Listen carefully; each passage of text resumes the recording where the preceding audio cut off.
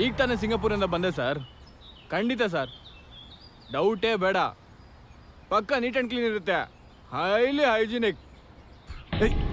ನಾನು ಮನೆಗೆ ಹೋಗಿ ಮಾತಾಡ್ತೀನಿ, ಓಕೆನಾ? ಏನು ಸರ್ ಬೇಕು?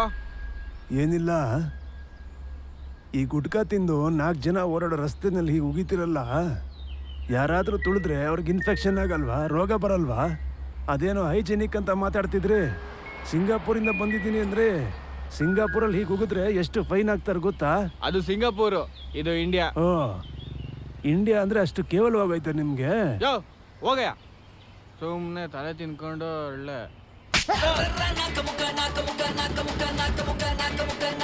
ರೋಡಲ್ಲಿ ಯಾರು ಉಗಿದ್ರು ನೀನು ಹೊಡೆದ್ಬಿಡ್ತೀಯಾ? ಹಾಗಲ್ಲ ಮೇಡಮ್, ನಾನು ಮರ್ಯಾದೆಯಿಂದನೇ ಕೇಳಿದೆ, ಅವ್ರು ಮರ್ಯಾದೆ ಇಲ್ಲದೆ ಮಾತಾಡಿದ್ರು, ಅದಕ್ಕೆ. ಓ, ಈಗ ಮರ್ಯಾದೆಯಿಂದ ಉಗ್ದಿದ್ದೀನಿ, ಏನ್ ಕಿತ್ಕೋತೀಯಾ?